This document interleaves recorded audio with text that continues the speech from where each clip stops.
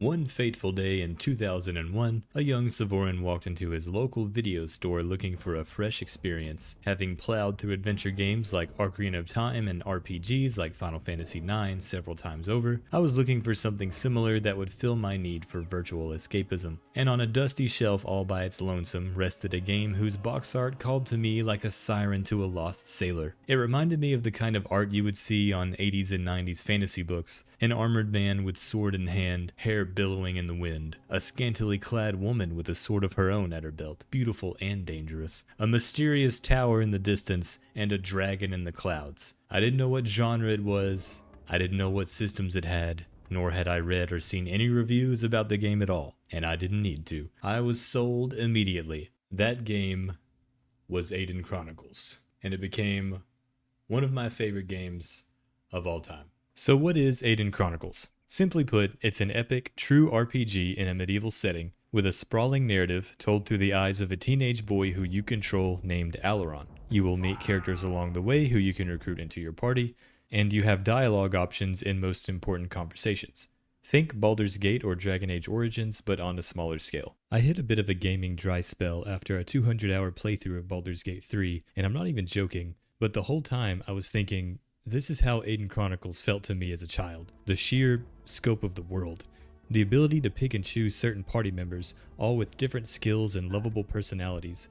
The freedom of choice with character attributes and combat styles. And I should also mention that it's surprisingly hardcore. There's no re-rolling any character stats. Whatever you choose to level up and spend experience points on is permanent. And when a party member dies, they die forever. The only way to bring them back is to reload a save. So I decided to give this old classic another playthrough, but would the experience be the same? Or would my tired old cynical gamer brain see it as a flawed and dated mess? Well, I hope you stay with me here to find out. So join me, if you will, on an epic journey of rediscovery into the grand and mysterious world of Aidyn Chronicles.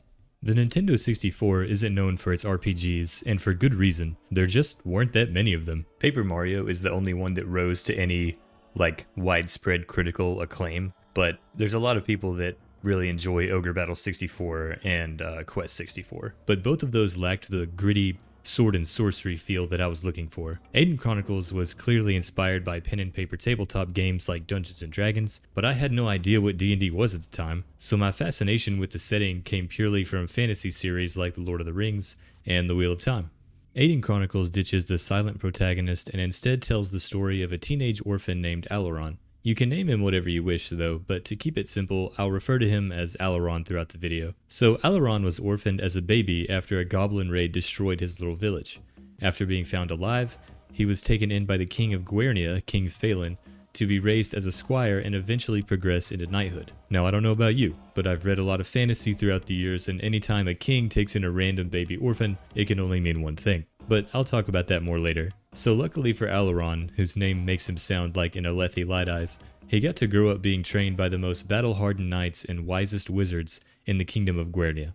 Aileron is who you control in the open world, and the world is huge. When I opened up the map, I was instantly reminded of the hand-drawn maps at the beginning of most fantasy books, where I would find the first village and then look over all the other town names, mountain ranges, and rivers, imagining what exciting adventures were to come. It was unfathomable to me as a kid how large the world was, how long it took to travel from one town over to the next. For example, the journey from Guernia Castle to Aramon here is easily a 30-minute real-time walk, and that's if you don't account for all the battles you'll be fighting. Exploring around for a while and then looking at the world map to see how far you moved really puts it into perspective, and I'm still pretty astonished that the developers were able to pull this off on Nintendo 64 hardware. But I'll be real with you for a second. The game performance in the open world can be very laggy and stuttery at times, especially when zones are loading in the distance. The draw distance for things like enemies and treasure chests is also pretty short, so oftentimes you won't actually see them until you're really close, and then they'll suddenly materialize out of nowhere. And part of the reason that the world feels so vast is that Aileron runs very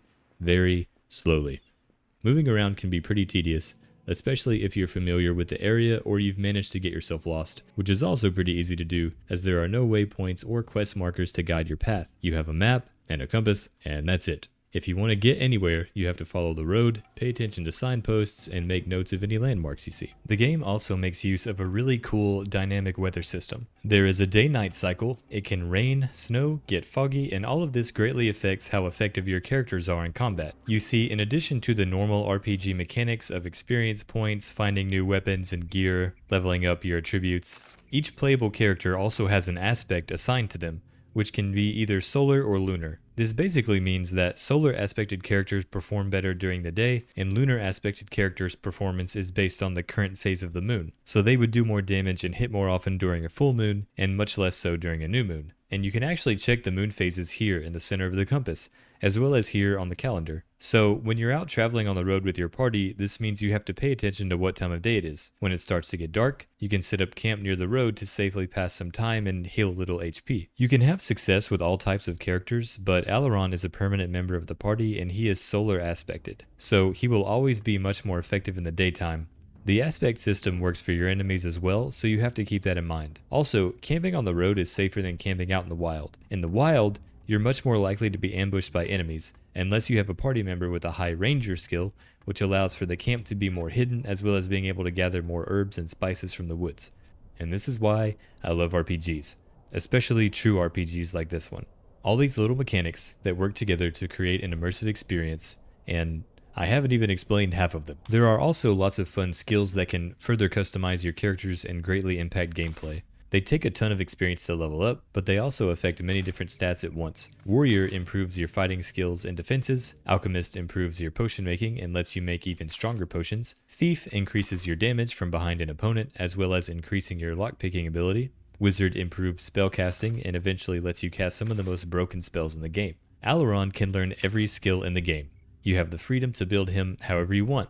Other party members come with restrictions though. Abrakin is a great warrior, for example, but he can't learn alchemist, thief, or wizard. Brenna is a great thief, but can never learn to use a shield. So there's a lot of give and take with your party composition. However, not all of these skills are fun or very useful at all. Loremaster helps you find more information in books and journals throughout the world, and while this is a fun way to get a little more lore out of the game, it won't help in combat at all. Diplomat is supposed to let you get better information out of townspeople and in general will make them nicer towards you. Troubadour is supposed to help your party with rolls and hinder your enemies, but it requires someone to be singing the whole time. So there are definitely some skills that are way more valuable than others, but don't let this stop you from doing a full Troubadour run on your first playthrough. Let's talk about combat. If you've ever played Quest 64, it works a lot like that. You encounter enemies in the open world, and then are transported to a battle arena. You can only have a max party size of 4, and you can only battle 4 enemies at a time, though they can have a reserve of enemies to replace the ones that you kill, which will be shown on screen. This is where you get a chance to control party members other than Aileron. Pressing the up C button opens up the potion menu, pressing down C opens the spell menu. Spells are a little tricky in this game, so your hit points are a combination of your character level, your endurance level, and your stamina level. But you can only cast spells at the cost of stamina. So every time you cast Fireball, for example, it depletes a little of your stamina, which in turn decreases your health. Spells in this game also need components in order to cast, like spices, herbs, and gemstones. Over the course of the game, you can gather items that give you something called Spell Battery, which is totally not mana, it's completely different. Spell Battery lets you cast spells and pull from that resource before tapping into your stamina pool. And if you run out of Spell Battery and stamina, no more spells for you. But fear not. Spell Battery and stamina can both recover whenever you camp or rest at an inn, or you can use a potion. It just adds another level of risk management to your decision making, which I really like. I would have loved to have a separate Spell Battery bar in the UI though. Maybe it could have been, I don't know, blue? Things like high ground, the time of day, and even whether or not it's raining all affect your chances of success. The odds are always changing, and you always have to be adapting. The game also has tons of bugs and glitches that range from amusing to game breaking. For example, if you recruit Beacon to your party and then ask him to leave to make room for another member, he'll tell you he's going back to his shop in Aramon, but will actually disappear from the game forever. I once went through a locked door that required a specific key without having the key at all, and it's in a tomb where you find the best sword in the game. An hour later, my game crashed, and when I went into the tomb again, it told me it was locked this time and I couldn't get in without the key. Shola, who's a late game character you can recruit, has an intelligence of 30, but it will go down to 3 once you reload the game with her in your party, and you have to level it all the way back up. So the game's not without its frustrations, but they kind of make it more fascinating to me as well. You can really go into a rabbit hole online over the weird bugs some people have encountered. The graphics are, well, it was the Nintendo 64. All I really care about with graphics is having a consistent art style, which I think this game nails. Some of the character models look kind of weird, like they have extremely lopsided eyes, or they have really, like, gigantic lips. Abrakan looks cool though. King Phelan has very limited screen time, but he looks absolutely majestic. I love how Godric's eyes really convey his craziness and how he teeters around with his oversized pack of potions. But my only real complaints are reserved for some of the environmental art. It can sometimes be difficult to figure out where you're going due to how similar everything looks in forested areas or places like the caves in Aramon. A lot of the NPCs use the same male or female models, but that really wasn't an uncommon practice in the 90s and early 2000s. The only downside to this is that some of these NPCs can sell you really valuable items and train you in different skills, but there's no way to tell who sells what and who trains what. You just have to talk to them and then try your best to remember. Or just look up an NPC list online on GameFAQs or something. That's what I did. And the party members will often make jokes about how similar people look from time to time. But with all that out of the way, I'll get into the story now. As soon as you finalize whatever you want the main character's name to be, the opening cutscene of the game plays to set the stage for our young hero. There's no voice acting in this game other than the grunts and screams from combat, so there will be a lot of reading. Gabrion, the head chef of the castle, has been tasked by the king with hunting down the young squire Alaron. As Gabrion tries to recall where he last saw the boy, we get glimpses of him fighting Prince Sheridan, heir to the throne, practicing magic completely unsupervised, and staring longingly at the roll of Grenian knights before running out of the castle. Then, we are introduced to the knight Sir Abrakan, my favorite character in the whole game, and luckily one of the first party members you can recruit. Just check him out. He's got a cool beard, cool armor, and a scar running over a ghostly white eye. He actually starts off at level 8, way higher than the other companions, and can easily carry you to the next town all by himself, which I really love because it just makes sense. He's more experienced in the story, and just an all-around badass. Then we're introduced to Rada, one of the apprentice wizards of the castle. She has a very interesting story of her own, which I'll talk about later. She isn't too happy about Alaron's behavior recently, and we start to get a sense that Alaron is quite the mischievous and unreliable teenager. You can choose Rada to be in your party if you wish. She's solar aspected with some nice defensive spells, but she can also use the pole class of weapon, which has some pretty hard-hitting items later on, making her a good all-around choice. Also, her attack animation makes her jump backwards a little bit, which prevents her from ever getting locked into the melee range with enemies. For these reasons, some people consider her to be the best companion in the game. After bantering with the chef over Alaron's whereabouts, she throws a fireball at him, and he escapes unsinged. After checking Alaron's room, Gabrion is informed by the absolutely not at all evil Prince Sheridan that Alaron has gone by himself to the forest to look for a man named Kendall, who is a local farmer who has gone missing. Feast your eyes on the wall of trees.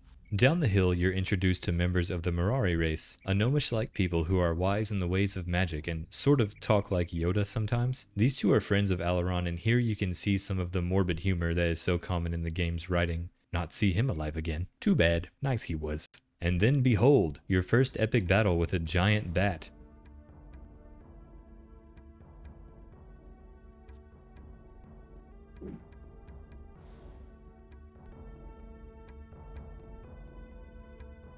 Sweet victory. After battle, you earn XP and can either use it right away or wait until you find a trainer. A trainer will actually level you up at a reduced amount of experience at the cost of little gold, if you can find them. Good luck with that. Down the road a little bit, a mysterious ghostly apparition runs by. Also, I have bad news. Kendall is dead. He was eaten by goblins, and all that's left of him is this bloody hat. You can even see the blood on it in the inventory screen. Anyway, I go ahead and equip Kendall's hat. It's what he would have wanted. This contraption here is a portal. You need to activate 2 of them to get them to work, and they are few and far between in the world of Aidyn. This one doesn't get used until much later in the game, but it's vital to go ahead and activate it now. Trust me, you're going to want these portals active. So I'm running around looking for random treasure, and it starts pouring down rain. I love the weather system, but it does always seem to be dark and raining in this game. And suddenly, an ambush. Those damned farmer-eating goblins have shown themselves. In the midst of a bunch of goblin gibberish, one of them mentions that she sent us. a mysterious force of evil pulling the strings from the background. A good start to any campaign. This is actually a scripted fight that you will always lose that only exists to set up the story. When Aileron wakes, he finds himself in the care of Oriana, a strange witchy woman who lives in the woods. At least Aileron accuses her of being a witch. She's actually the healer who just saved his tail, albeit one with a terrible memory. As Aileron attempts to recount his trip into the woods, he faints and has a terrible nightmare. In it, he's confronted by a goblin, a chaos demon, and a mysterious woman who gives off some serious evil stepmother vibes, followed by one of the most horrifying renders of a creature I've ever seen in a video game. "You'll stay with us forever," it says. When Aileron wakes up, Oriana tells him he must have had a vision, and that he has some poison or some other enchanted affliction about him that she cannot heal. She advises him to seek the help of the wizards back at Guernia Castle. If you speak to her after this, she'll offer to train you and teach you a few useful spells like Air Shield and Strength. You should train these, by the way. And here's another feature I really like, the journal. It serves as a nice catch-up for whenever you are further along in the game and may have forgotten some things. You get notified every time Aileron makes a journal entry, and he will usually do it anytime something important happens, unless a party member dies. No journal entries for dead party members. If they're dead, they must not be worth writing about, right? Anyway, Oriana was nice enough to string together some lights for you to follow, and you better enjoy them because this type of guidance never happens again. Before long, you come to Guernia Castle and meet up with Sir Abrakan and Prince Sheridan outside the gates. According to Abrakan, the king has been beside himself with worry, sending out knights, wizards, and even the common folk to help find Aileron. Now, why would a king be worried so much about a little old, definitely not royal-blooded orphan boy? I wonder. Aileron mentions that he was saved by a healer named Oriana in the woods, and Abrakan's reaction is hilarious. He swiftly looks to the side and says, "Nothing." After that, it's time to go into the castle and find the king. Now prepare your ears for the infamous Castle Guernia music.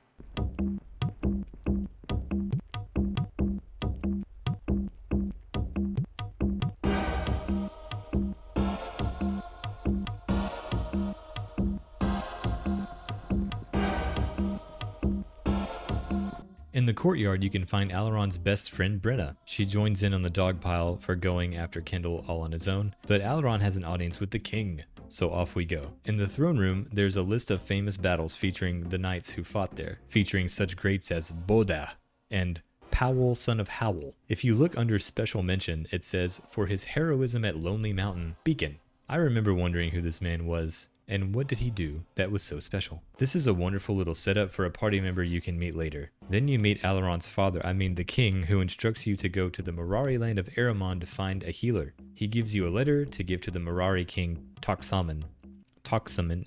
Zaman? I'm not sure how to pronounce his name, honestly, but he ends up being a dick anyway, so who cares? Then the king offers up Abrakan to be at your disposal should you choose, and you really should choose, because Abrakan is the early game god, and he has that mentorly air that every adventuring party needs. His back and forth with Aileron throughout the game is really something special to experience as well. I can't ever leave Abrakan in my playthroughs. The king says he can only afford to let you take 3 companions, as the others will be needed to help deal with the goblin threat. So you can choose between Abrakan, your friend Brenna, Rita, and Godric, the mad alchemist wizard, who always has something crazy to say. Except, you can't actually pick between those 4, because Brenna will always force her way into the party no matter what, and she will never willingly leave the party either.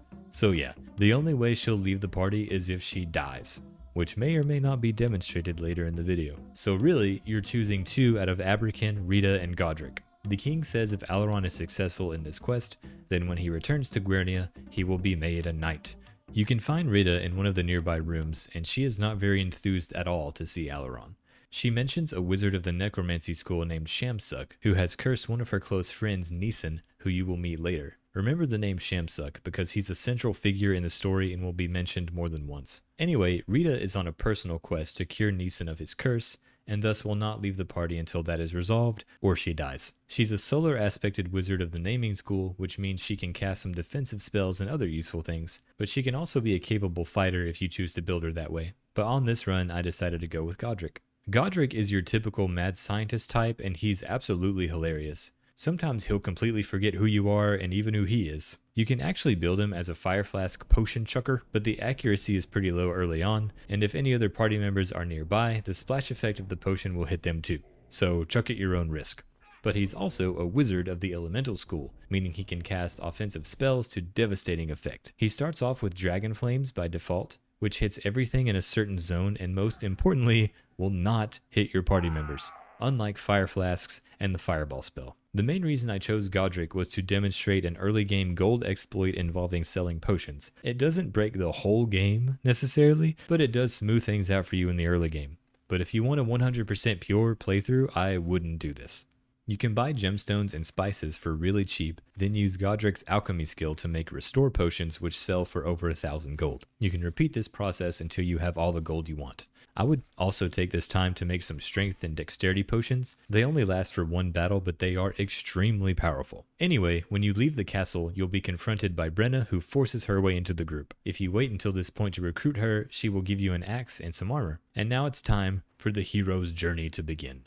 When you're traveling on the road, cutscenes will occur periodically where the characters will stop and talk with one another, and it always feels organic, and it builds attachment to your party members as well. Some of them can be very hard to let go. In this cutscene, the party runs into the strange spirit again, who spends a lot of time talking backwards. But he disappears again, and we journey on. If you stop by Oriana's hut on your way to Aramon, she has some more interesting things to say. She's all out of sorts, fidgety, and very nervous. She was recently visited by a powerful sorcerer wielding the Staff of Necromancy, who was looking for secrets. Sound familiar? She then tells Alaron of the 4 schools of magic: Elemental, Naming, Star, and Necromancy. How the Morari don't believe in the splitting of magic, that it is all one and the same. It was the humans who set about splitting magic, she says. She talks of ancient dragons and the mysterious race of the Jundar, who inhabit the desert to the south. It's during this conversation, with only the sound of her fireplace crackling nearby, that I start to get drawn into the lore. She talks of the sorcerer holding the staff over her head, shining a light that looked bright and beautiful. I love this quote here from Oriana. He said I should tell him what I knew, and every word I said was like a fruit I watched him eat raw.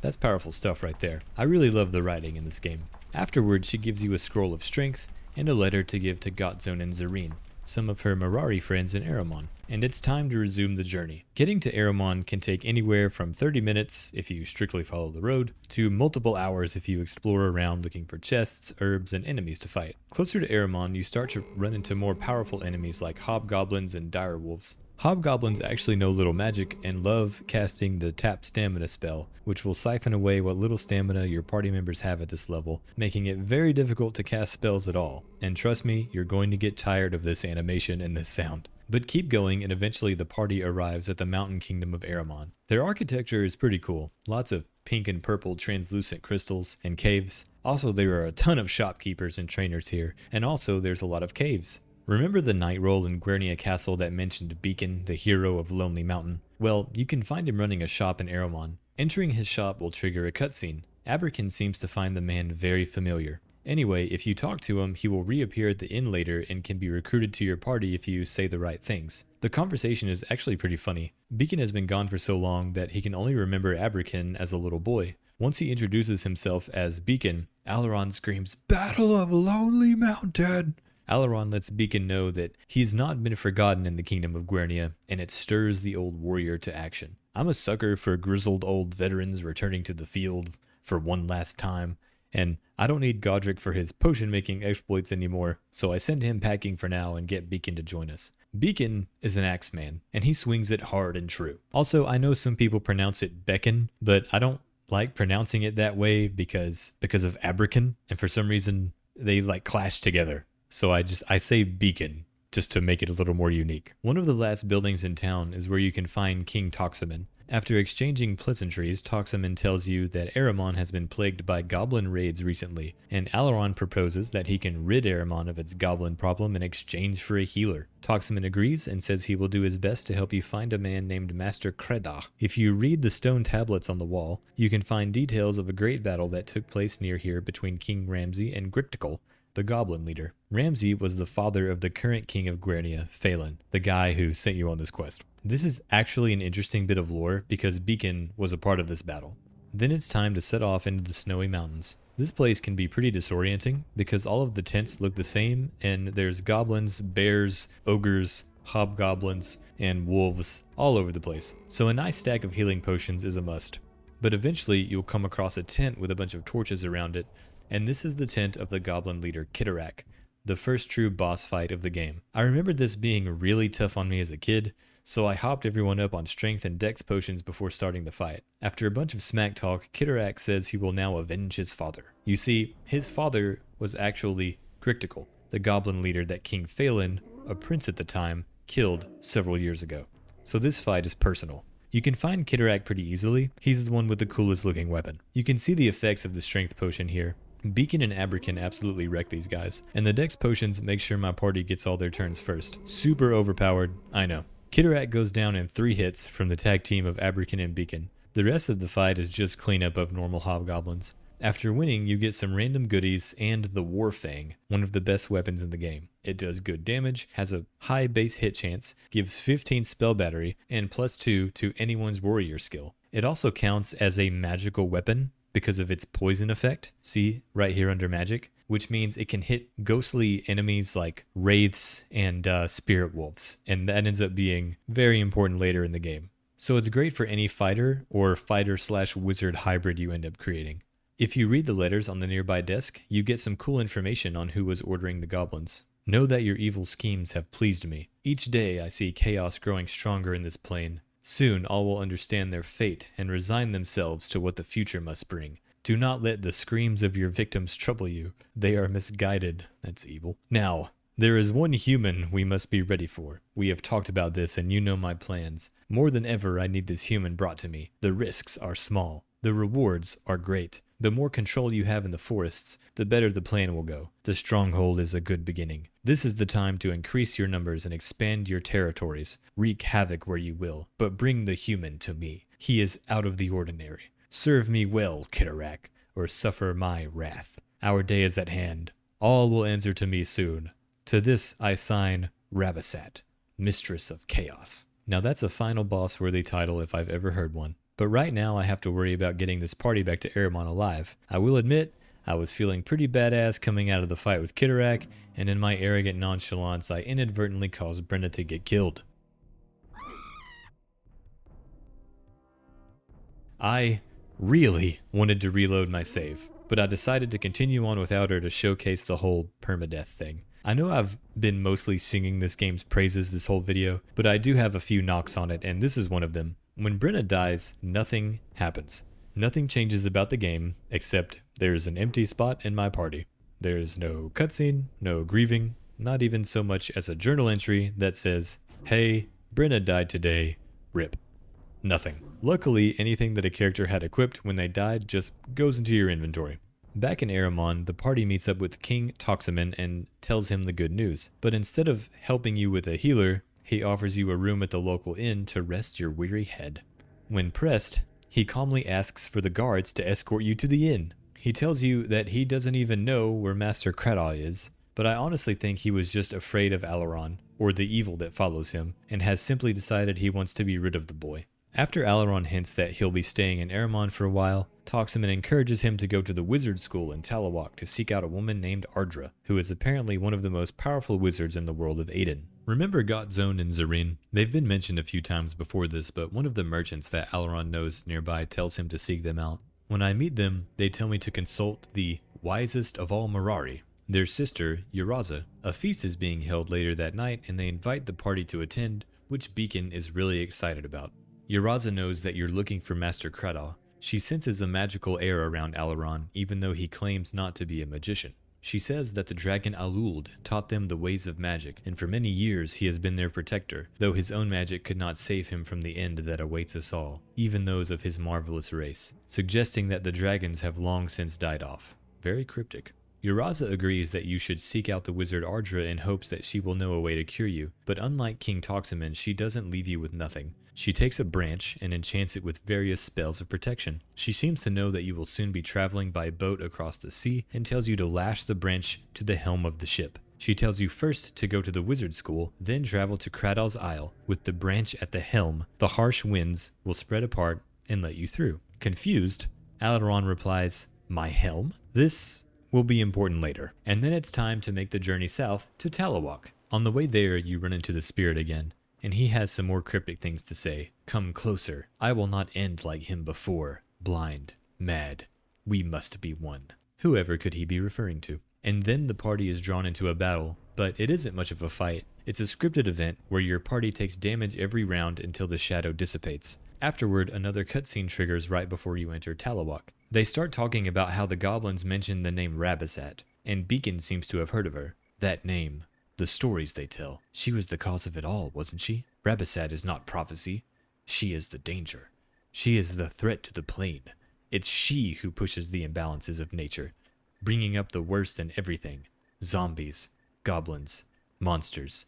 And if you don't mind an old man's worrying, I don't think we should be talking about her here at night. Talawak has a nice little musical jingle, which is a nice change of pace from the normally dark and brooding music.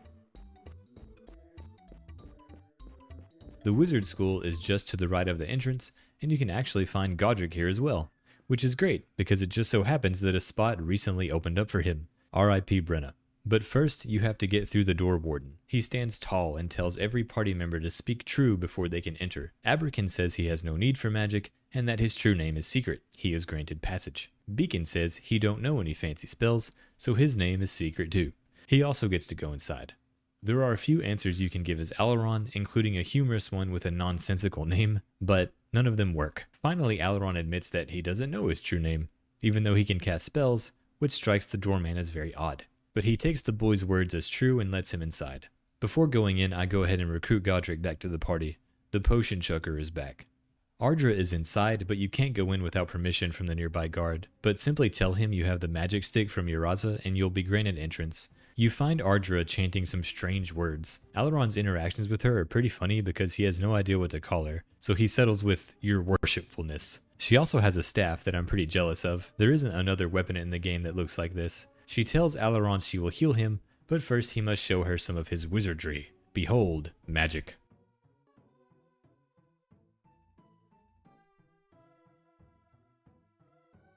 What a performance. Then she gives him a side quest. She speaks of a nearby forest where you can find amaranth roots, and she needs one of these in order to heal Alaron. But there's a catch. He will first have to earn the favor of Pandara, one of the dryads of the forest. So the party sets off for the forest and runs into a tough group of enemies. Spirit wolves are hard to deal with because in order to hit them, you either need a magic weapon or some kind of offensive spell like fireball or dragon flames. But they can also cast darkness, which make things really hard for your solar aspected characters. They also cast exhaustion, which lowers everyone's stamina by 2 per rank of the spell, which is devastating this early in the game because everyone's stamina is so low and you probably haven't leveled it up yet. At this point, Alaron and Godric's wizard levels are too low to do any real damage. The only magic weapons I have are Warfang, because it can poison enemies, and Trehern's sword, which is counted as magical because of some spell that Bowden the magician put on it back at Guernia Castle. I get my ass kicked by them a few times, so I end up just sneaking around them like a coward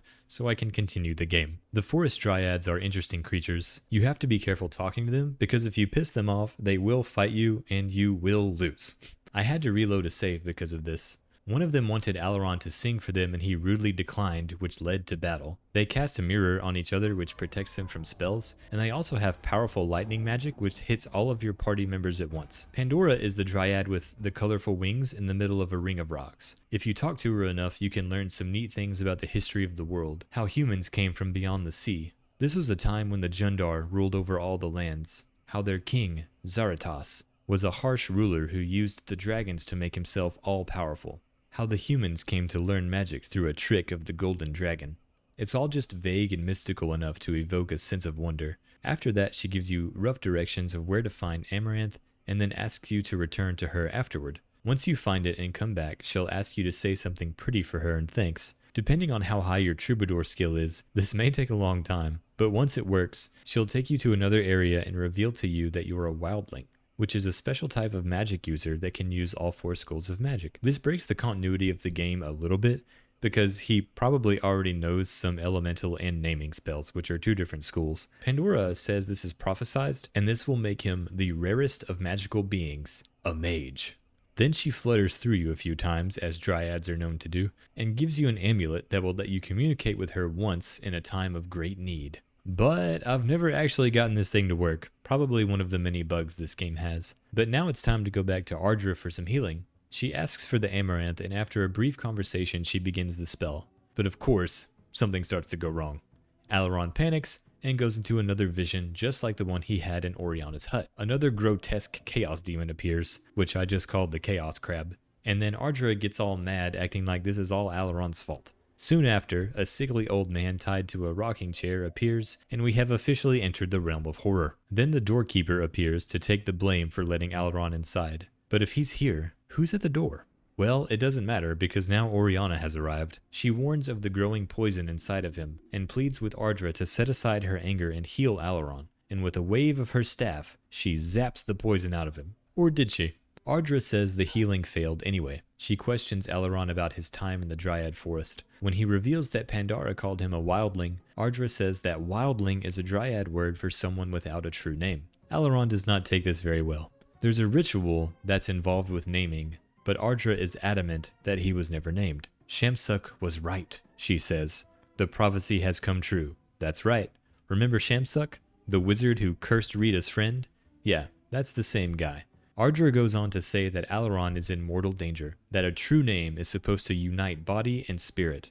So Aileron is divided, incomplete. So the weakness he's been feeling isn't from the goblin poison at all.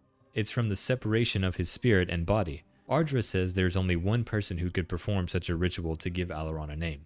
She tells him to travel to Port Said, and from there take a boat to get to Master Credal. She warns that Aileron's spirit is out there somewhere, suffering alone, and that it is driven to find him. Sound familiar? So now it's time to journey to Port Said, but first I make a quick stop at the inn because you can be introduced to Nisan for the first time, Rita's friend who was cursed by Shamsuk. At the inn, he will have a conversation with Aileron about Rita and her work on finding a cure for his curse. Nisan warns you to get to Credal's Isle quickly because the wizard of the 4th school is looking for him. He's talking about Shamsuk.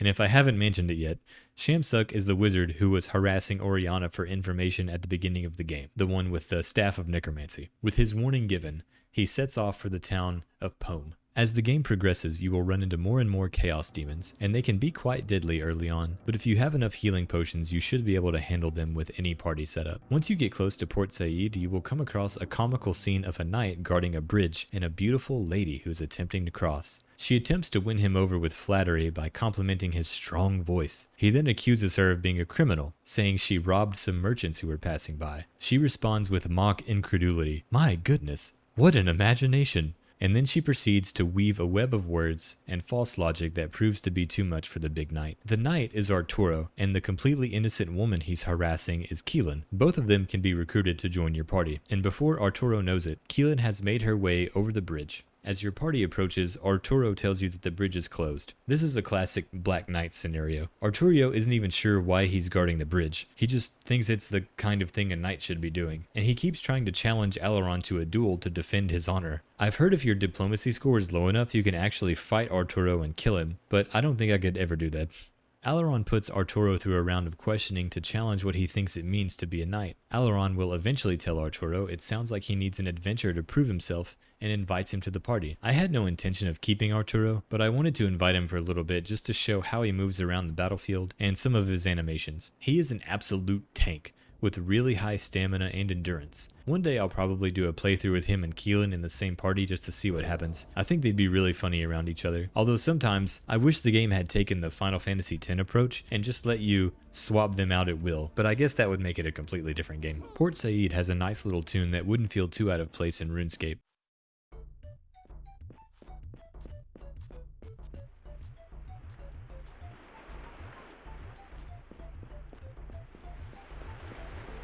At the inn, you can talk to Rita, as well as Keelan, the completely innocent woman from the bridge earlier. Rita basically wants you to know that Bowden, the head wizard in Gwyrnia, has learned that Aileron has no true name, and that all the wizards are arguing among themselves how this could have possibly gone unnoticed. Thanks, Rita. Moving on. This is where you have the opportunity to recruit Keelan to your party, and Aileron is no match for her. If you have Arturo with you, she will hurl insults at him over their trouble at the bridge earlier. At one point, she calls him a flathead, and then the camera cuts to his face. I thought she was just being mean, but his face model is literally flat. There's no dimension to it at all. Fucking hilarious. Keelan claims to be the daughter of a wealthy Talawak merchant who eventually snuck away from home for a more exciting life, though I doubt that tale is wholly true. Anyway, Arturo's time in the party was always going to be short-lived, so I kicked him out and along comes Keelan. At the point you get her in the game, Keelan is very strong. She has a thief skill of 8, and a max dexterity level of 30. So at this point in the game, she basically never misses an attack and rarely gets hit. If you equip her with a rope, you can max out her thief skill right then and there, so she can do massive damage from behind. She also has a wizard skill of 4, a sword skill of 7, and she can learn the warrior skill. She can also learn elemental magic spells, which is huge. What I did was train her in warrior, level it up a bit, and then give her the warfang. Now she has a +2 to warrior, and +15 spell battery at her disposal on top of that. If you still have Brenna alive, she can also learn all of these skills, but it takes a little more XP investment. If you run down to the docks, a very strange man dressed like a jester appears. He speaks in riddles and, according to Abrican, has a strange magical energy about him. He may be a stranger, but he seems to know that Alaron does not have a true name, and that Ardra's attempt to cure him failed. And just as quickly as he arrived, he's off to be weird somewhere else. This won't be the last time we see this guy. If you go to the building across from the dock, inside will be the ship captain you need to get yourself passage to Kradal's Isle. Problem is, the lighthouse is broken, so no ships can come in or out of the sea at the moment, and you guessed it. It falls on the party to fix the problem. If you go into the last house by the end of the dock, you'll come across a man mourning his dead wife. See that pile of bones on the bed? That's her. The man rambles a bunch of pirate nonsense, but if you pay attention, he will mention a cave under the town. He says the caves are cursed, and that the Master of Death lived there once, that he is gone now, but the curse remains, and he was the one who cursed poor Kate here, as well as the one who extinguished the lighthouse. This Master of Death was obviously none other than the necromancer Shamsuk. If you loot the pile of bones, you can get yourself a nice lightning wand, but be prepared, because the vengeful spirit of Kate appears outside in the form of a wraith, a powerful enemy at this stage of the game that can only be hit with magic weapons and spells. They can also cast Wraith Touch, which lowers a random stat by a large amount. Anyway, it's now time to go cave diving into the world's most powerful necromancer's old lair. There's some pretty neat stuff down here, including an amulet called Shamsuk's Amulet, which gives +10 spell battery, a lighthouse scroll that will fix the lighthouse, and Shamsuk's journal, where he complains about how dumb all the other great wizards are, and how he's the only one that can save the world from chaos by diving deeper into necromancy so that he can control all of the dead that will eventually come about from this great struggle. It's really not a terrible plan, he's just insane, and a bit misguided in his application. He also laments about not being able to find the prophesied child without a name, who will assuredly bring destruction to the mundane plane. Bonus points if you can figure out who this mysterious unnamed child is. There's not much to fixing the lighthouse. It's a long freaking walk. You go to the top, fight some stuff, click the button, and boom, lighthouse fixed. The real fun begins when you get back to Port Said to catch a boat. Talk to Amon again at the docks, and though he is happy you fixed the lighthouse, he's also kind of scared of you too. Everyone knew there was something wrong with that place, and Alaron and the gang all came out in one piece. But eventually, if you speak to him in gold doubloons, he will allow you passage on his ship. But once the ship is out on open waters, it gets attacked by a couple of griffins, another new enemy type. These may not seem like much, but they hit like a truck. One of them nearly took out poor Keelan in one hit. For some reason, the game wouldn't let me cast Fireball on the ship, but it would let me cast Lightning. Hooray! We're saved! Ah damn, he resisted it. A few turns later, the griffins go down and the real danger appears. A massive thunderstorm out of nowhere. It's kind of funny watching this cutscene play out because you never actually see any lightning. But this is all about imagination. But fear not, for we have the magic stick from Yaraza. Alaron says he tied it to the helm, but he didn't tie it to the helm, he tied it to the mast. Captain Aman is not enthused. Not at all. Alaron tries to copy some of Yaraza's magic words to little avail. Oh, Jiminy! That looks like some good branch to me, Amon says. I was laughing my ass off during this whole sequence. Alaron says, fear not. This is a Mirari magic stick. It will guide us through the storm. This whole scene is just absurd. It's like the dumb player character having a conversation with an old dungeon master who is voicing all the NPCs, and the player just keeps failing roll after roll. Eventually the storm overpowers the ship and sends it careening into an unknown island. And the only thing to greet you is a foreboding giant skull. Aman says him and the boys will need time to repair the boat, so Alaron and the party do a little exploring. This island is terrifying at first, with chaos demons roaming all around, some of which you probably haven't seen before, like chaos sorcerers and warriors, but they drop some insanely good gear and a ton of gold, as well as being an unmatched source of experience up to this point in the game. It's advised to completely clear this place of enemies before you leave, because the enemies are only going to get harder from here on out. Heading up the stairs, you will run into an intelligent demon, the Marquis, who tells you the island is a den of depravity, a lair for deplorable beasts. He's supposed to be a tough boss battle, but you can just use a Wall of Bones wand to one-shot him if you want. Kind of anticlimactic, but as many times as this spell has made me reload the game, I really don't want to hear it. I would mass cast Wall of Bones at the start of every battle if this game would let me. Maybe I have more in common with Shamsuk than I think. If you look closely after a battle, you'll notice a mummified woman on an altar beneath a giant skull, surrounded by flaming torches. Creepy. This game is rated T for teen, by the way. Once you reach the top of the stairs, you get a really cool visual of the whole structure. Inside, you're treated to another round of chaos demons and scorpions. This place really gives off Shadow Temple vibes from Ocarina of Time. But once you plow through all of the chaos demons, you can take a very convenient portal back out to the shore, and A-Man will have the boat fixed. Yay!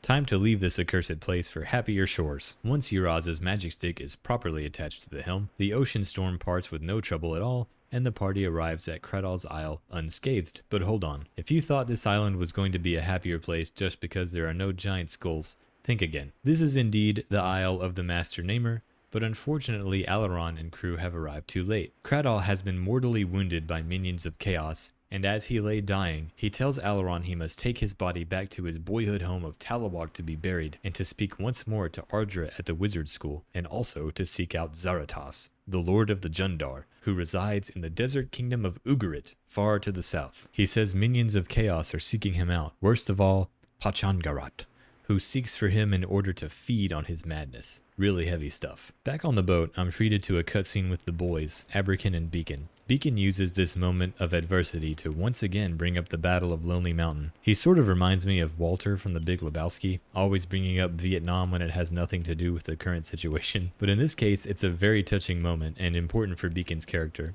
It gives you some clarity on why Beacon left the knighthood in favor of Solitude and Aramon. You see, Beacon was a normal soldier whose unit was ambushed by a horde of goblins. As they panicked and tried to retreat, Beacon found himself alone in the woods, and when he found his way back, he discovered the rest of his unit to be dead, and he felt immense guilt for being the only one left alive. He considered running away in shame, but he steeled himself and returned to battle in time to save King Ramsay from being killed by a goblin. We only fail when we lose hope, boy. It's a really wonderful scene, and I'm really glad I had Beacon in the party for this reason. Once you get back on shore and hit the road to Talawak, another cutscene can trigger with Alaron and Abrakan. They start talking combat styles, and Abrakan schools the kid on how he needs to adapt in order to fight chaos minions more effectively. I'm a sucker for these mentor moments. Just give me all of them. You can also run into Arturo at the bridge, who is now simply waiting at the bridge instead of guarding the bridge. I feel so bad for this guy. I really want to bring him along. Every time you run into him, he's so eager for adventure. It feels like leaving your dog at home whenever you gotta go to work. Just awful. But we leave Big Dumb Flatface behind and continue on to Talawak. Back in Talawak, the party gives Ardra the bad news. Alaron tells Ardra that the Master Namer said to seek out the Jundar. But first, Ardra wants you to bury the old man. You can actually skip town without burying him at all, and you can carry around his dead body in your inventory for the rest of the game if you want. Ardra tells you the best way to get to the Jundar is to go through Terminor, where she happens to have an old friend named Tamberlane, who runs a tavern, and that he can help the party from there. Largely from my desire to get Kradal's body out of my inventory, I went ahead with his funeral, and I'm glad I did. Master Bowden from Castle Gurnia arrives to eulogize his old friend, and he challenges Alaron to live a life worth the sacrifice that Kradal made, and he charges Sir Abrakan to uphold his duty as a knight to protect young Alaron for the rest of the journey. And with the blessing of the Great Wizard, the party ventures forth into the second half of the game, and what horrors await there. Before reaching Terminor, you'll notice the road abruptly ends. To get to this most dismal of cities, the party must traverse through part of the Darkling Bog, a truly dark and horrible place with equally abhorrent enemies. Trolls, zombies,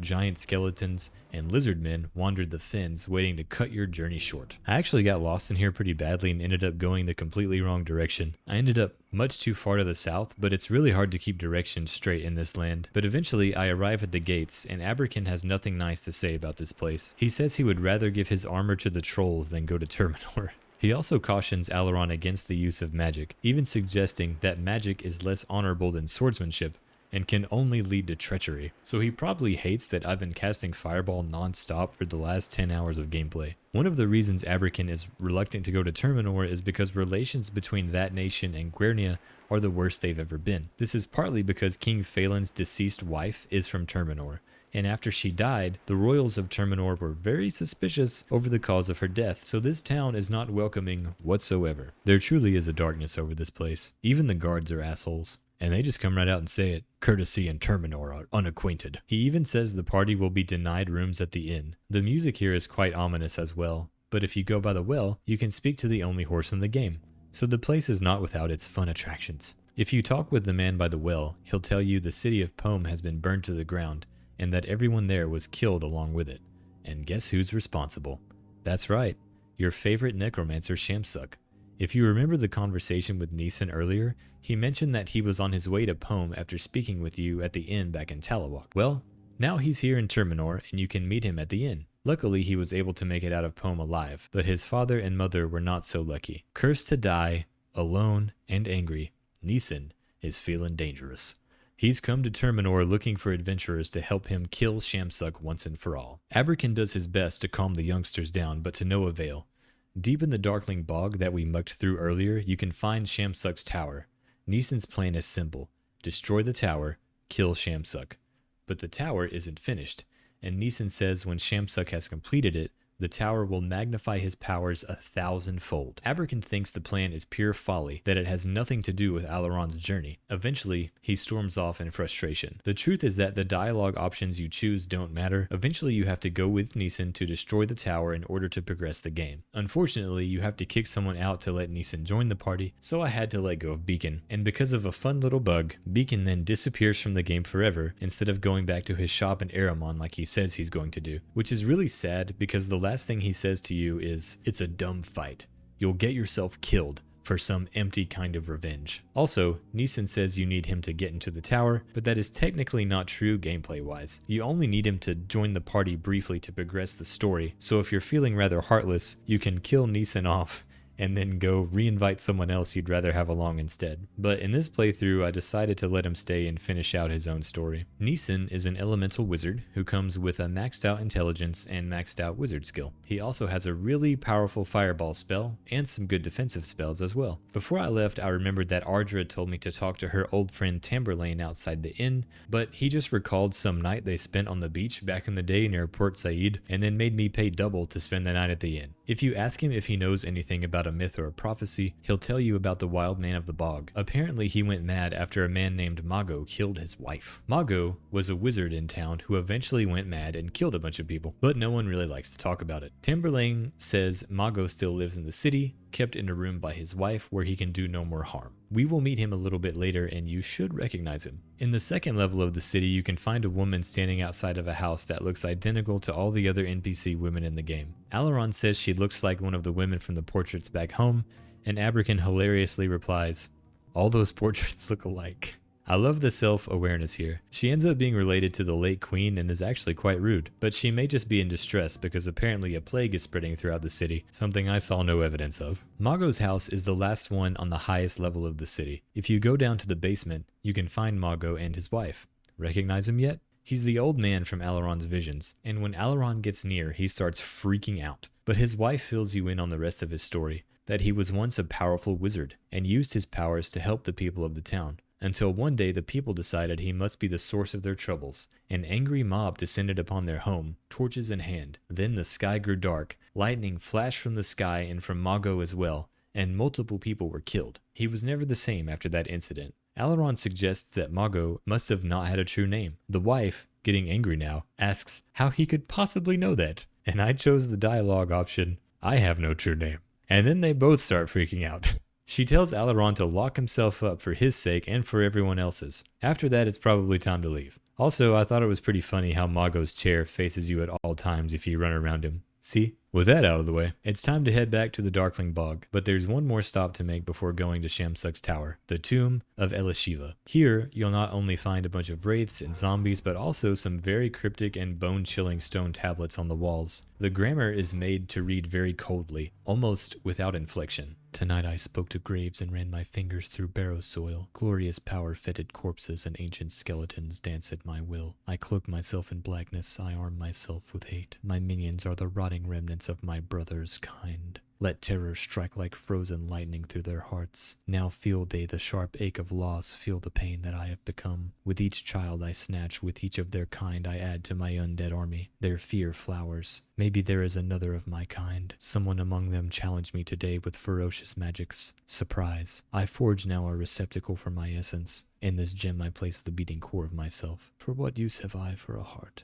Pretty creepy, huh? In the final room, you will find some more tablets as well as a wraith and some really interesting items. But this tablet here gives some really good hints about who this mysterious Elishiva was. I think today my brother saw me for the first time. In his horror he recoiled, the fires within him rage uncontrolled, and soon his flame will perish. Now I can no longer approach him as once was my wont. Could we reconcile after all our separate deeds? My course is set and he will die, and no wish of mine will stop this. Never was I free, but when he is gone, perhaps there is a chance to breathe again and live once more. You see, Elishiva is the other half of Mago, the crazed wizard from back in Terminor, who was also unnamed. As the villagers were about to burn Mago at the stake, he saw his dark other half out in the crowd, and it caused him to go completely insane, resulting in the death of those people. This is the terrible fate that awaits all magic users who live without a true name: madness and destruction. And speaking of wizards without true names, you know that backwards talking spirit that keeps calling Alaron brother every time he sees him, telling him they need to join? Well, that is Alaron's untethered spirit half, and unless that is resolved, they will have the same fate as Mago and Elishiva. One of the chests nearby contains the heart of Elishiva. The wearer of this amulet has to be lunar aspected, and it gives them the spell Crushing Death, which is a necromancy spell that does massive damage. And on the ground in a pile of bones you can find Elishiva's scythe, a really cool looking hafted weapon that can only be used by lunar aspected characters. It drops your dexterity by 5, but has the magic effect Aura of Death, which can cause some solar aspected enemies to flee. The final tome reads, Rage, rage, and bloody vengeance he is gone. Not dead, he is still not dead, and still I am not free. I wither, I fade. My hidden beating heart shrinks, it slows now, dying while I craft my legacy. Horror, hate that men shall always tremble when the darkness comes. No deed too black, no thought too wretched. I shall ever be remembered, and I shall be feared. Anyway, now it's time for my favorite part of the whole game, Shamsuk's Tower. In my opinion, this dungeon is the crowning achievement of the game. As you have traveled, you've heard tales of the madness and terror that is Shamsuk, wizard of the 4th school. Well, now you get to see it for yourself. As you can see, it's still under construction, as Neeson said earlier, and it looks as if it's only being held up by magic, which, much like the Weasley house in Harry Potter, it probably is. The eerie music sets the tone as soon as you arrive. It's almost impossible to navigate without a guide. Rooms with unfinished walls show the structure is made partly out of the bones of Shamsuk's enemies. There are tons of dangerous enemies, mysterious statues and paintings, shrines to obscure nightmarish beings, doors that lead nowhere. Almost every chest has a trap and a lock requiring high mechanic and thief skills, and there are lots of items that can only be acquired here in this tower, such as Brecklor's Fire Staff, which gives a huge spell battery of plus 20, access to the Dragon Flame spell, and a fire resistance of 50. This is the kind of area that your Dungeon Master comes up with after the party has been talking shit about how easy the campaign has been. The battle arena is otherworldly, as if the tower is phasing between multiple dimensions at once. And the enemies here are quite fierce. I ran into a pack of hellhounds unprepared, and I had to reload a save after Alaron died. My whole fighting plan revolves around casting Fireball with Alaron and Neeson, and unfortunately the hellhounds are completely immune to fire. These wights can cast Frozen Doom on you, which frees your character and can end the game altogether if the whole party gets affected, much like Wall of Bones. Some enemies drop keys that you need to open certain doors, and the rooms are most bizarre. You can find areas where horrible experiments have been taking place. There's one room that appears to be a shrine to some mysterious four-armed deity. There is never a moment in the tower where you feel safe. To me, it's a wonder of the RPG world, and one of my favorite dungeons across all of gaming. There's also a toilet. At the end of the tower, Neeson talks in wonder at how him and the rest of the party are likely the first humans to step inside this cursed place. All the evil in the world,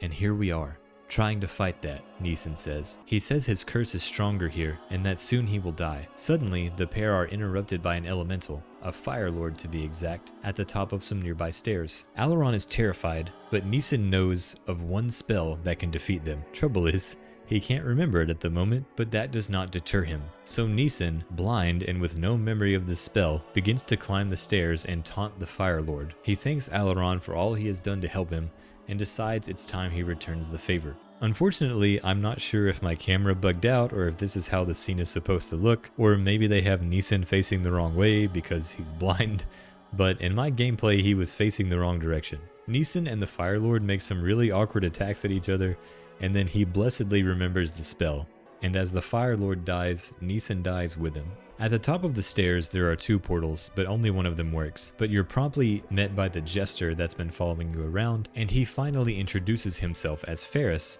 whose name you may recall from Shamsuk's journal back in the cave at Port Said. In his rambling rhymes, Ferris tells you that he cast a nonsense spell on himself so people would not know who he was. Then he tells you that Shamsuk is in the Oisin Wood, visiting Oriana once again. If you recall, he was the wizard who she told Alaron about at the beginning of the game, and it turns out the portal you can use takes you to the one in Oisin Forest, right next to Oriana's hut. Right before you leave, Ferris will join your party. Funnily enough, he's a wizard in-game, but doesn't actually have the wizard skill, which actually is not funny at all. What the fuck? But he has some really good stats. Maxed out intelligence, willpower, and dexterity, decent endurance, and really high stamina, and he's level 25 with 130 hit points, and level 10 in alchemist, diplomat, lore master, merchant, ranger, stealth, thief, warrior, troubadour. Who the hell is this guy? Was he the most feared man on the planet before casting a stupid spell on himself? There's no one nearly close to this level of skill in the game at this point. Anyway, outside of Oriana's hut, you can find Shamsuk along with some undead minions, and he just looks like the most evil of evils. Alaron says he wants to see Oriana, to which Shamsuk replies, "Maybe you will. After all, I can raise the dead." Gah.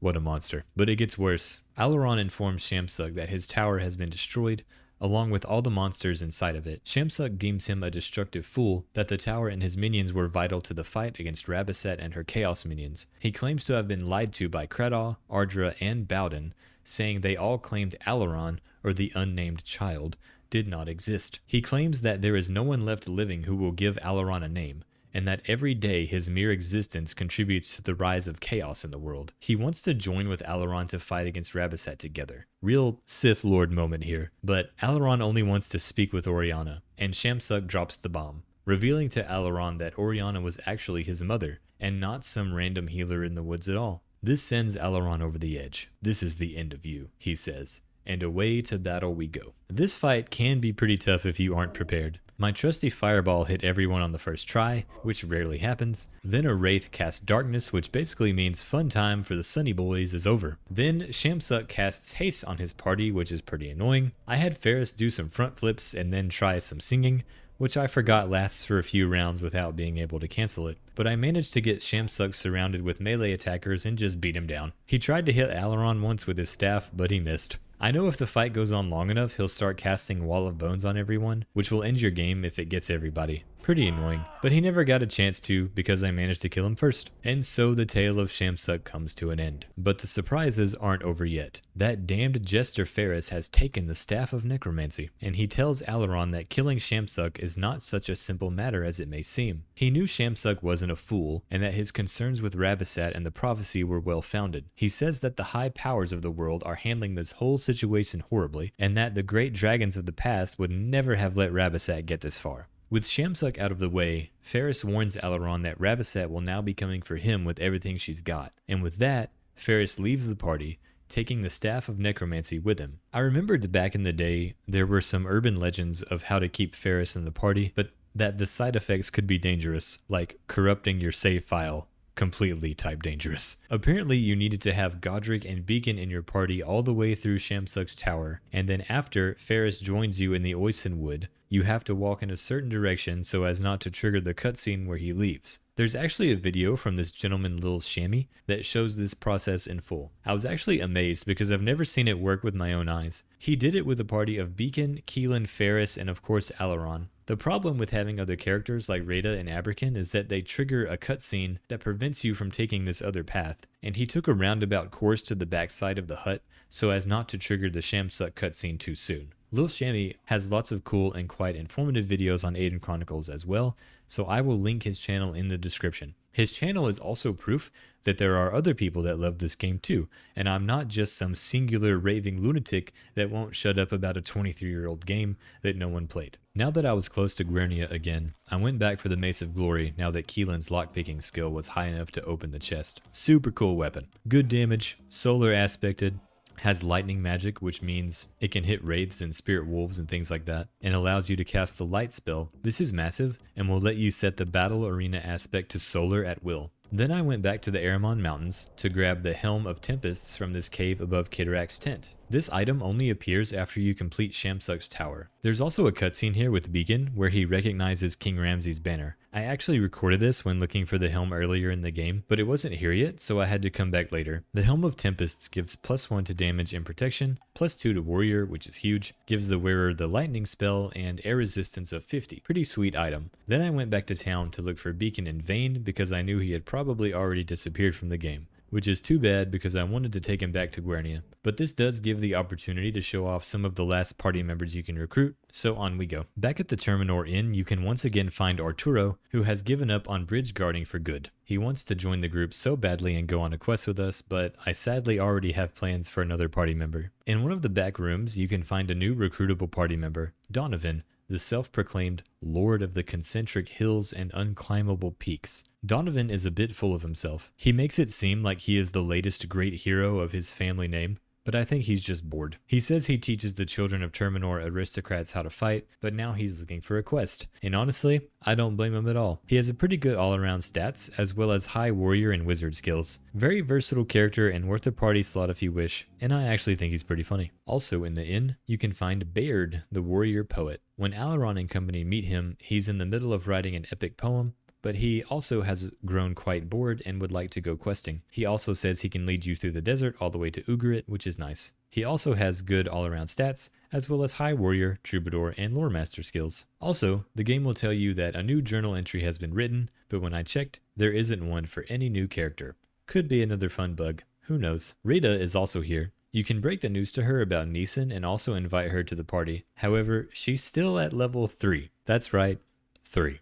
With a whopping 50 hit points. There are things out in the desert that could kill her in one hit. And as it turns out, there's a party member in Ugarit that requires you to only have 3 members the first time you speak with her, or she won't join. So I reload my save to before I spoke to any of these people and head off to Ugarit. The last phase of the game is about to begin. On the way to Ugarit, but before you reach the Jundar Gate, you can trigger a cutscene with Ferris where he is hilariously attempting to control a zombie with the Staff of Necromancy to no avail. I guess Shamsuk made it look easy. Once the environment turns to stone, that's when you know you're nearing the Jundar Gate. Approach it and a floating head will appear that gives you a riddle. Fun! Here is the riddle. This is the gift you must possess to pass. This gift is light as air, as heavy as the world. This gift is more than an object. This gift is both a weapon and a shield. Human, say what this is. If you fail, you'll have to fight a group of elementals, which you can abuse for experience points if you want. You can also choose to use the Phone a Friend lifeline, and by that I mean the amulet that Pandora may have given you back in the Dryad Forest, but I couldn't figure out how to get it to work. If anyone has figured this out, I would love to know how you did it, and probably also would the rest of the world. As for the riddle, you can just choose the options that keep the conversation going until you can answer myself. Afterward, you're free to enter the Jundar Desert. Alaron's journal entry says he thinks Ugarit is east of the gate, so that's the direction we go and hope for the best. The desert has a lot of vertical exploring that you can do, like going up on these rocks or down into the caverns below, which helps make it feel like a much larger zone than it is. If you just run straight to Ugarit, it will only take a few minutes to get there. This strange looking gate is the entrance. At the inn, you can find Shola, one of the last party members you can recruit. She's the reason I only have 3 members right now. Apparently you have to have only 3 or she won't join, according to the internet. She also speaks to you as if you've already met, so either this is a bug, or I missed some kind of possible interaction with her out in the desert, which is entirely possible in a game world this big. She says, I still owe you a life debt. I will do as you please. So yeah, I'll definitely have to look and see if there's some other cutscene with her that I missed. Shola joins at level 20 with maxed out intelligence and dexterity, and her other attribute points are pretty nice too. She's a lunar aspected character and the only wizard of the Star School that you can recruit to your party. Her notable skills are healer and warrior, which are maxed at 10, and wizard at level 8. She comes with a lot of interesting default spells, the most useful of which I think is Solar Wrath, which causes lunar aspected characters to flee sometimes, and there are a lot of those in the desert, especially in some of the areas we'll be exploring later. But now it's time to visit the immortal Zeratos, ruler of Ugarit. Zeratos has a pretty sick-ass throne room, looking like it's floating around in outer space surrounded by innumerable stars. You may notice that Aileron is much better with his words at this point in the game. Whereas he used to stumble over words and bumble about like a pimple-faced teenager, he now stands face to face with an immortal emperor with a stoicism that Marcus Aurelius himself would be proud of. Funnily enough, it's Abrakan who interrupts the pleasantries and tells Aileron to get on with it. He tells Zeratos that he does not have a true name. Zeratos is outraged by this and tells Aileron that he will not and cannot even give him a name.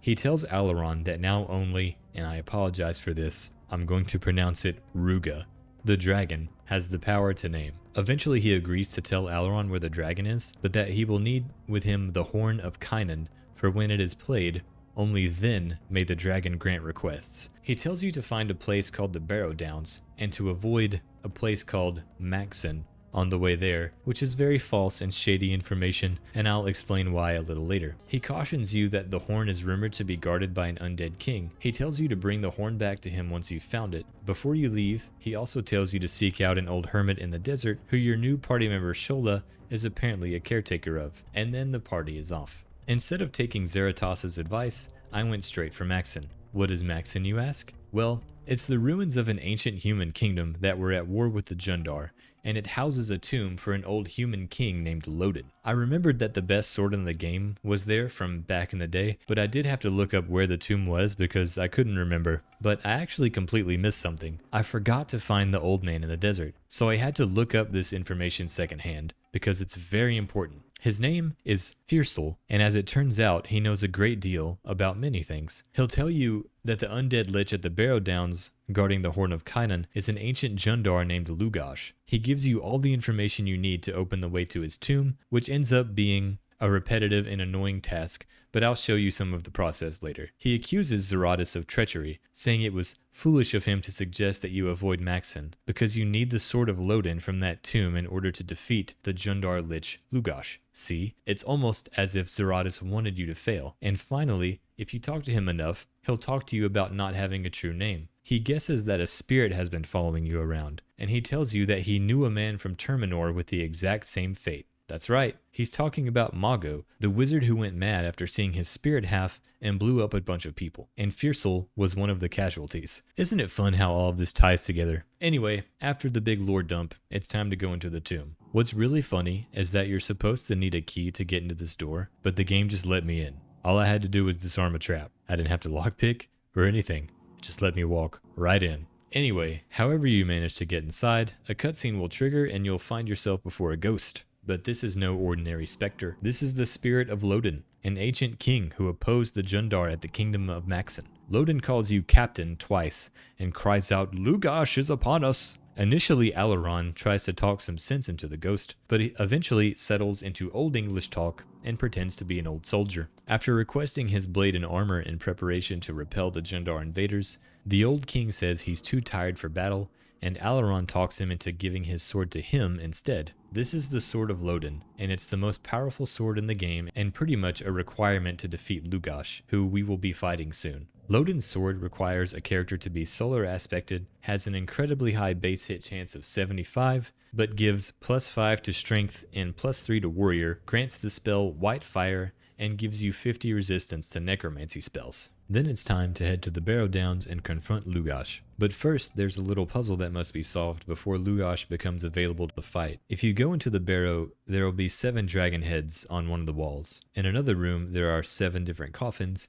each containing an old barrow guardian that is loyal to Lugash. You have to defeat these guys, and the fights are a joke, and then take the item you get from them and give it to one of the dragon heads in the other room. To open the coffins, you have to stand by one of these runes next to certain boulders outside and hit the A button. This will lift up the rock and let you know that one of the coffins can now be accessed. But they have to be done in a certain order, so you'll be running around figuring out which boulder to move on the outside, then running around figuring out which coffin to open on the inside. It's pretty annoying honestly and took quite a long time, but the interactions that Aileron has with some of the guardians are pretty funny and worth reading through. Anyway, once all those guys are dead again, I guess, and you put the items into the dragon heads, you can proceed to fight Lugash. When approached, he will do his villain monologue, which is actually pretty cool. He tells of how he has guarded the Horn of Kainon for over an age, back when the humans were savages, before there was a gate, wait, holy shit, is that the Sword of Lodin? He gets really agitated over the sight of that sword, and soon the fight begins. Lugash isn't as much of a pushover as the previous Guardians though. He throws out a clumsiness spell that drops Dexterity by 17,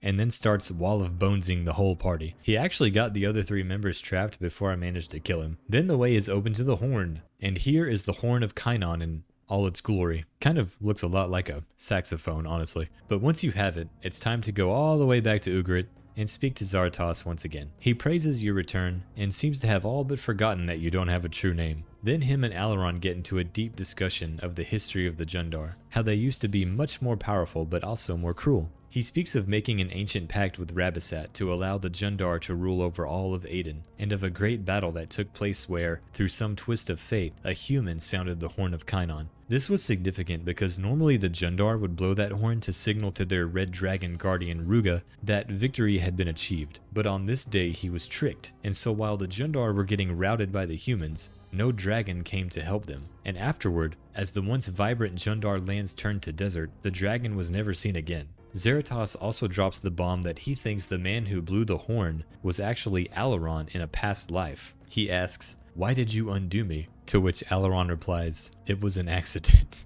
Even though Zarathos just said he hadn't seen the dragon in a long time, he knows where he is currently located. Turns out the dragon is in the mountains back in Aramon being protected by the Mirari. He tells Alaron to stand tall and walk proudly up to the ancient beast, play the Horn of Kainon, and ask for a name. And with that, the party is off to Aramon. But first, if you go through the Jundar gate, you'll run into Alaron's spirit half. After a brief conversation, another pseudo battle begins, and then we're treated to this super cool cutscene.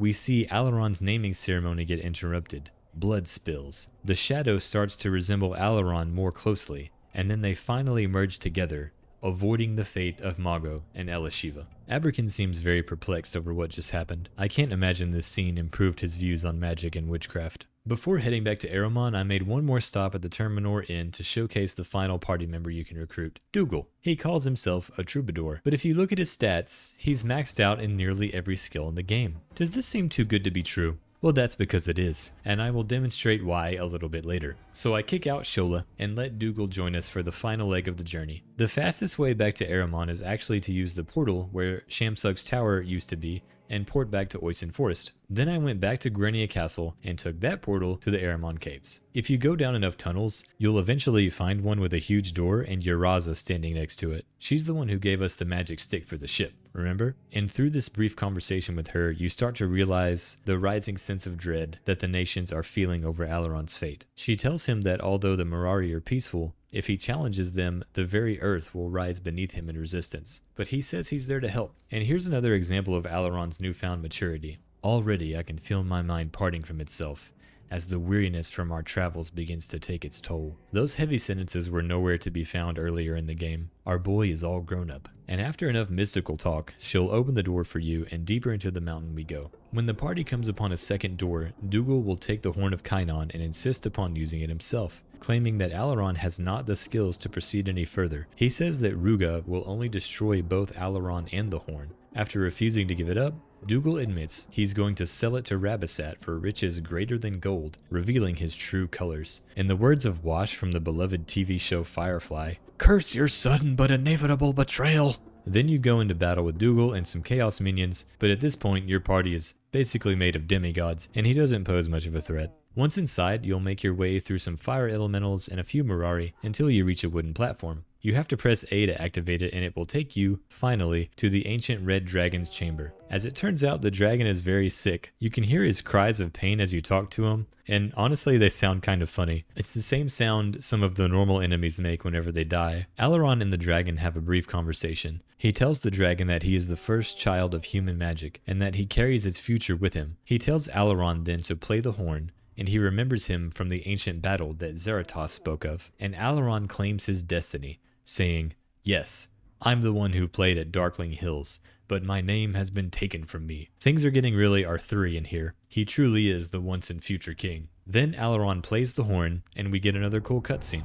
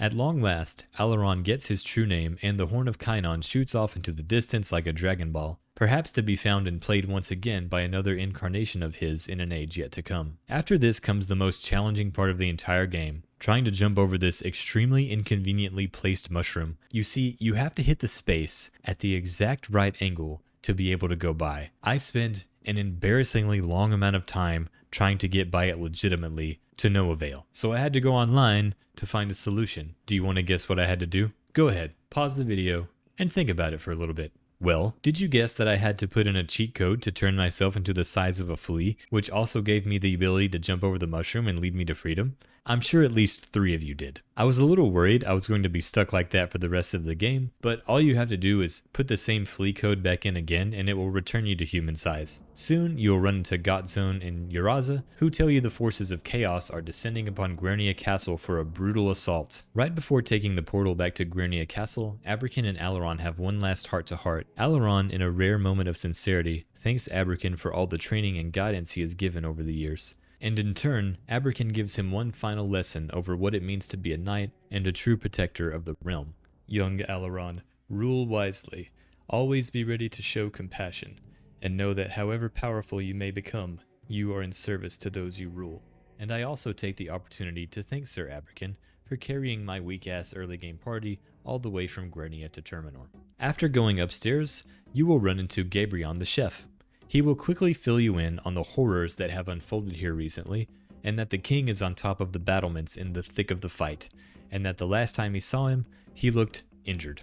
With that, Alaron hurries up the stairs. Once at the top, you'll have to fight through powerful chaos minions, such as the troublesome chaos mages, on your way to the first mini-boss. This fight actually wasn't as smooth as I anticipated, and I kind of regret not picking up another party member before doing this. I should've went back to Terminor and got Arturo. That would've been perfect. Next playthrough, I guess. You actually run into the marquee demon here again. Remember it from the Chaos Isle earlier? The one with the big skull? Supposedly, you can use the amulet he drops to control him in this fight, but I've never gotten it to work. He always resists it, but he goes down quick anyway and it's off to the next battle, and you'll never guess who it is. Prince Sheridan! Gasp. That's right, Prince Sheridan, heir to the throne, has ascended to max level royal smugness. He takes the liberty of telling Alaron that he isn't an orphan at all, but the bastard child of King Phelan and Oriana. Now, I know this came out of nowhere, so if you need to take a moment to compose yourself before continuing on with the story, then go right ahead. But Sheridan continues on whining about how everyone hated him and how everyone was always doting on Alaron and catering to his every need. You have to remember that Sheridan's mom was from Terminor, and I think he inherited the lovely disposition that those peoples are known for. Sheridan goes on to admit that he orchestrated the goblin ambush in the woods that nearly got Alaron killed, all with the help of Rabasset. And in all his rage, he draws on my party of Alaron, Abrakan, and Keelan. I'm not sure why, but it seemed like Abrakan and Keelan were doing way less damage than usual. It could be that Sheridan just has really high armor, but I'm really not sure. Anyway, Alaron gets the final blow, and then a cutscene automatically plays before the boss fight. You should recognize this demon from the first vision Alaron had in Oriana's hut back near the beginning of the game. This is Pachangarat, the mistress of chaos and chief servant of Rabasset, a truly grotesque, eldritch-looking beast out of a nightmare. She says Alaron ruined himself when he took a name, that he could have had power that burned the whole world. It seems that Chaos had plans for him after all, but Alaron chose his own path, and the question is, would it be enough? Well, for like 7 attempts, it damn sure wasn't enough. She kicked my ass. She starts off casting Mirror, so spells are out of the question. Abrakan and Keelan are barely doing any damage for some reason, so Alaron with Lodin's sword is my only hope. Oh, and she also has Frozen Doom in her arsenal, rendering whoever it hits completely useless for the rest of the encounter. On another attempt, I tried to sneak in a cheeky little Wall of Bones spell, but she resisted it. If she isn't casting Frozen Doom, she's casting Fireball, which melts the whole party in 2 or 3 turns, and honestly I'm a little worried at this point. I thought I might be stuck. The method I used to beat her was actually pretty stupid, but just stupid enough to work. I just spread out Keelan and Abrakan as far as they could go so that Fireball would only hit one person at a time. Then, I would just chug potions while Alaron wailed on her with Lodin's sword. With this method, Keelan nearly died, but Pachangarat went down. Afterward, you can find the king dying nearby from his many battle wounds. In a touching moment, he calls Alaron his son, telling him all about his past with Oriana and how much he loved her. How he thought her to be dead from the goblin attack that stopped Alaron's naming ceremony. In a painful twist, the king begs Alaron to go to her and confess his regret, and that his kingdom, and all that is in it, is hers. Ah, what could have been. It's really too bad that she was murdered by a necromancer that shall not be named. If you still have any of the original party members from the castle, the king will have special conversations with them. For me, this just means an extra scene with Abrakan. The king tells him not to weep for the lost years, where Guernia was mired in conflict. Instead, he hopes for a more peaceful age for his son. Then he officially names Alaron his heir, and soon after, a sweet voice from the other side summons him to a final rest. He tells Alaron goodbye and peacefully drifts away. Then a cutscene plays, showing Alaron's coronation as the new king of Guernia. Lots of familiar faces have shown up to celebrate this momentous occasion, including Ardra, who basically runs the entire show. She informs the crowd that the forces of chaos have disappeared across the realm. The crowd chants Alaron's name. Ardra, I guess for the cool effect, summons a bunch of mist to roll down the stairs in front of Alaron as he ascends to take his crown. Traherne then appears with the crown in his hands, and Ardra takes it from him and places it on Alaron's head. The camera swaps back to the crowd to show that King Toxamin and Uraza are present, along with some Jundar emissaries and some dryads, including Pandara. I hope no one pisses them off. Then we see Master Bowden and the gatekeeper from the wizard school, as well as the ghost of Alaron's dead mom. She says, "Could it really be? My beautiful son. I feel so proud of you. And soon." But she trails off, turning into a speck of dust before floating off into the sky. And then, in a stunning moment of comic relief, Alaron says, "Don't mind her. She could never finish a thought." In closing, Alaron cries out, "To magic!" before shooting some cool sparks into the air and dazzling the onlookers. Then the credits roll. So after all of this, what do we think? For me, the game surpassed even the fond memories I had of it as a child. I found myself immediately wanting to do another playthrough with different party members as soon as I was finished. What would it be like to keep Brenna the whole game? What are Rita's interaction with Alaron as he continues to grow as a wizard and as a man? What would Beacon do if I didn't unintentionally glitch him out of the game? What's it like having Arturo and Keelan together heckling each other for the whole game? Maybe the combat is a little clunky. Maybe the graphics get a little weird at times, but what the game has is an abundance of spirit. It nailed the sword and sorcery, Dungeons and Dragons-y spirit 100%, and that alone is enough to keep me coming back for multiple playthroughs in the years to come.